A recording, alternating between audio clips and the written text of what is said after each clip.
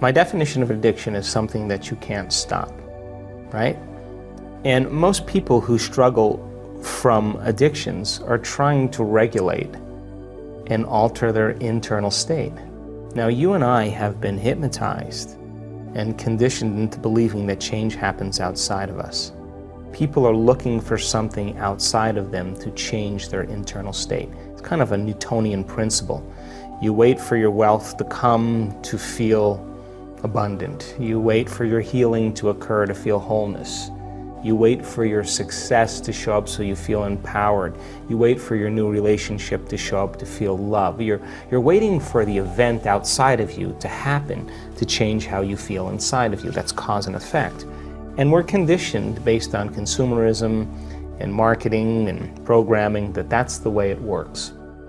To get something to relieve yourself. And the problem with that is that people begin to confuse true happiness with pleasure, and they're not the same thing. So people who have addictions like that typically have had some very difficult past experiences that have branded them emotionally, and they just don't know how to change. They just don't know. And they're just looking for some relief inside of them so that they can make that feeling go away. So we can become distracted by our external environment for a period of time, but then when you realize that the sports car or the new wardrobe or the vacation or the whatever people do to try to make the feeling go away, the novelty of that thing outside of us wears off because we're trying to re-identify with our environment. When that goes away, the next thing that people do is they look for some immediate change. And so they take a drug. They drink something, they gamble, they watch pornography, and the event outside of them changes their internal chemistry.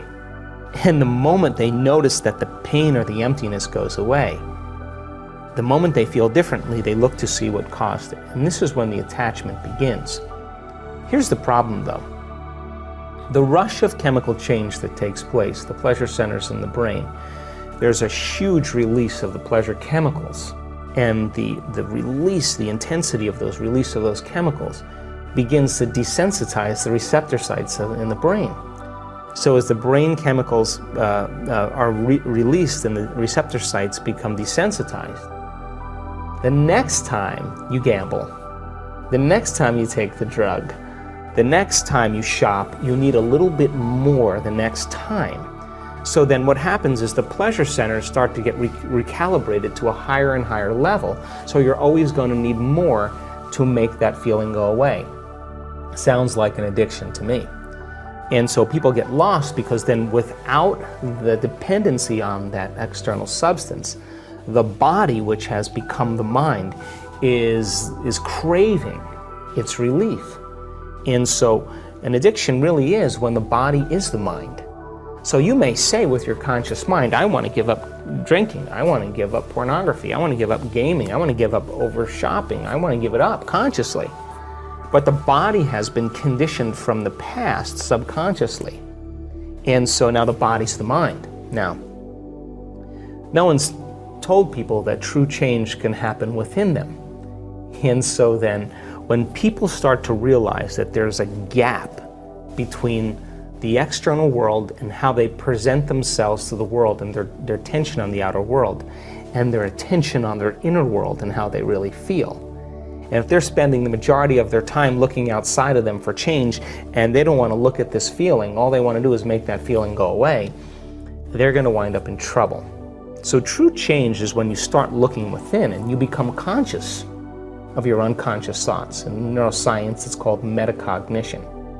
You become aware of your habits and your unconscious behaviors. And you look at those emotions that are connected to past experiences and allow yourself to observe them. So then think about this. If 95% of who we are by the time we're 35 years old are those programmed states, the moment you're observing how you think, how you act, and how you feel, it means you're no longer the program. You're now a consciousness observing the program, and you're beginning to objectify your subjective self. You are seeing yourself through the eyes of someone else. Turns out that the size of the frontal lobe, the crowning achievement of the human being, 40% of our entire brain, that's what separates us from all other species. It's the boss, it's the CEO, it's the conscience, it's the creative center. It's what speculates possibilities, it's what learns from its mistakes, it's what has intention, attention. It regulates and controls behaviors and emotional reactions.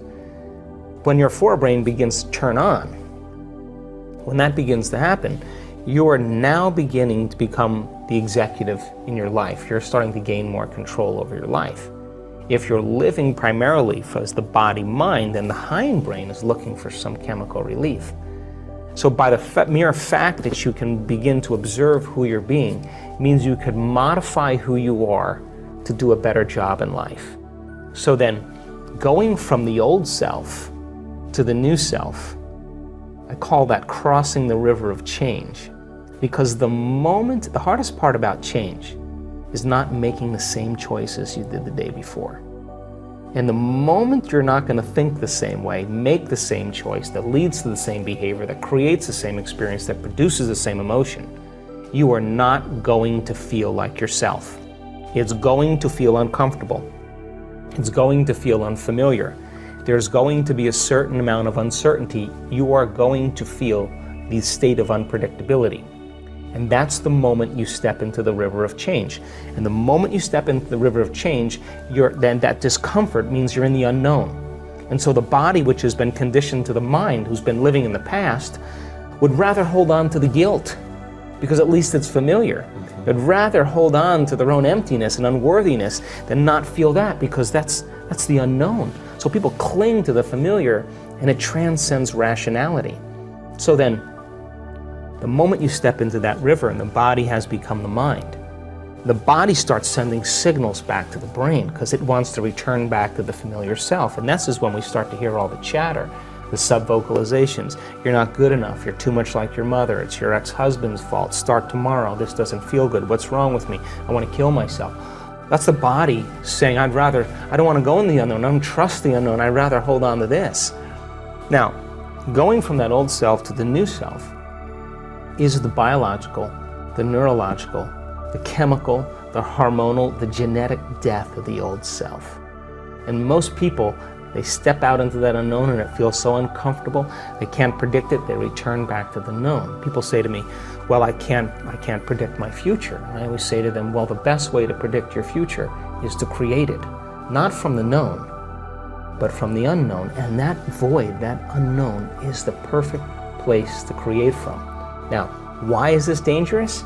Because when you're living in survival 70% of the time, there's better chances in survival from running from the unknown than embracing the unknown, right? If there's a predator out there, you hear something around the corner and you can't see it, that's an unknown. You're going to run. You're not going to go, and it's not a time to trust. It's not a time to open your heart. It's not a time to communicate. Here, kitty, kitty.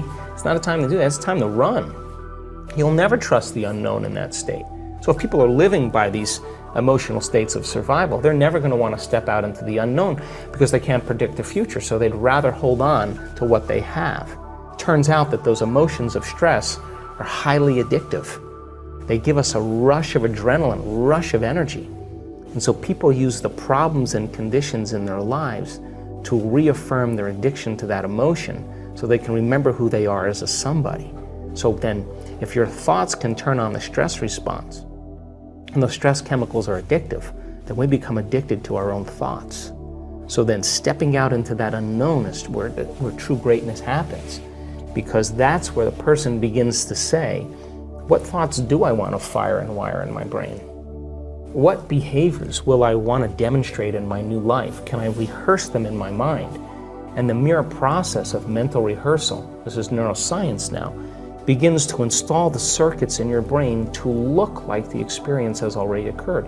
You're priming your brain into the map of the future instead of the record of the past.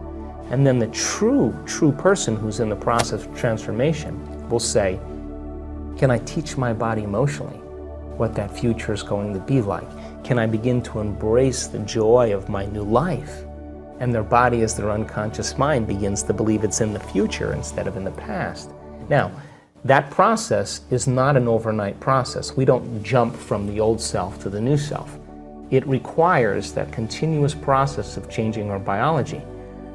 But I can tell you, in observing people who have healed themselves of very serious health conditions, who've healed themselves of some pretty difficult scars from the past, who've overcome addictions, who've created new opportunities and new jobs and new relationships and a new life, had to cross that river.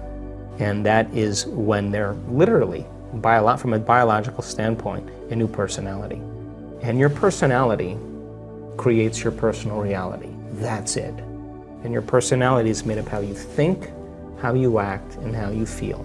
So the present personality who's sitting here today has created the present personal reality called their life. Which means then, if you want to create a new personal reality, you got to change your personality. And that means you got to start thinking about what you've been thinking about and change it.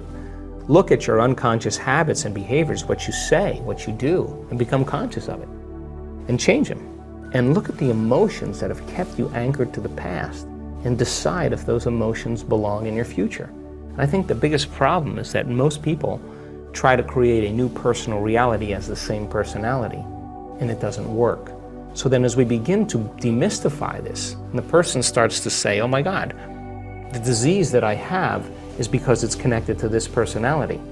Is it possible that if I change my personality, just like a person with a multiple personality disorder, who has an allergy to nylon stockings in one personality and type 1 diabetes in another, is it possible then if I change my personality, that the disease exists in the old personality and I'm literally someone else? Is it possible then from a biological standpoint that they're healed and changed? So to answer the question, it's difficult because we're breaking out of a biological mold. It's difficult because most people don't know that they have within their reach all the tools to do it, because they have, number 3, been conditioned on some level to believe that the new hairstyle or the new type of beer they're going to drink or the sports car or whatever it is going to change their state.